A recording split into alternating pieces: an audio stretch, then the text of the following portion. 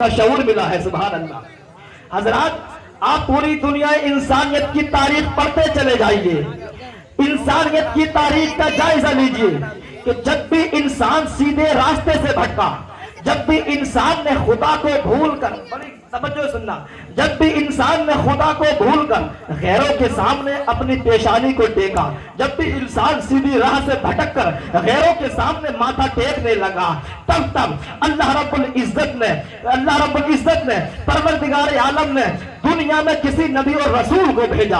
نبی اور رسول دنیا میں تشریف لاتے رہے, ہدایتوں کا سورج روشن کرتے رہے, ہدایتوں کا اجالا پھیلاتے رہے. حضرات محترم چلتا رہا سلسلہ. پھر حضرات محترم آخر میں حضرت عیسیٰ علیہ السلام دنیا میں تشریف لائے.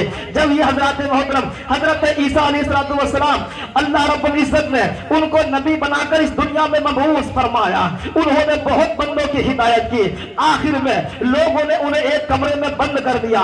پھر اللہ رب العزت نے حضرت عیسیٰ علیہ السلام کو زندہ آسمانوں پر اٹھا لیا. پھر ایک لمبا وقت گزرا, دنیا میں کوئی نبی نہیں آیا, دنیا میں کوئی رسول تشریف نہیں لایا.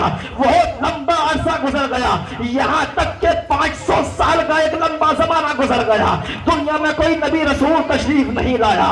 حضرات محترم دن ہفتوں میں بدلے, ہفتے مہینوں میں بدلے, مہینے برسوں میں بدلے, برس صدیوں میں بدل گئے, یہاں تک کہ 500 سال کا ایک لمبا زمانہ گزر گیا, دنیا میں کوئی نبی رسول تشریف نہیں لایا.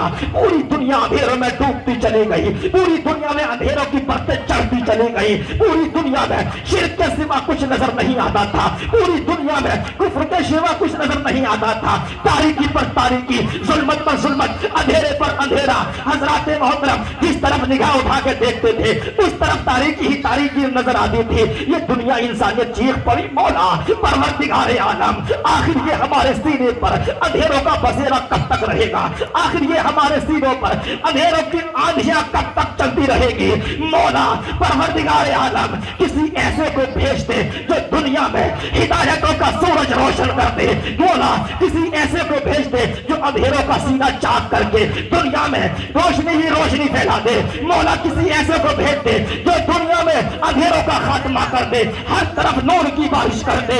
آخر دنیا انسانیت کی التجا بارگاہ الہی میں مقبول ہوئی تو مکے کی دھرتی پر آمنہ کی گود میں ہدایت کا وہ سورج روشن ہوا, ہدایت کا ایسا اجالا ہوا, ہدایت کا ایسا آفتاب طلوع ہوا کہ جب اس نے اپنی کرنوں کو بکھیرا تو اندھیرے مٹتے چلے گئے, ہر طرف اجالے اجالے پھیلتے چلے گئے. تبھی بریلی کے اعلیٰ حضرت نے پکار کر کہا, جب بریلی کے تاجدار کی نگاہ اس حدیث پاک پر پڑھی تو بریلی کے تاجدار پکار اٹھے, صبح طیبہ میں ہوئی بٹتا ہے بارہ نور کا, صبح طیبہ میں ہوئی بٹتا ہے بارہ نور کا, صدقہ لینے نور کا آیا ہے تارا نور کا.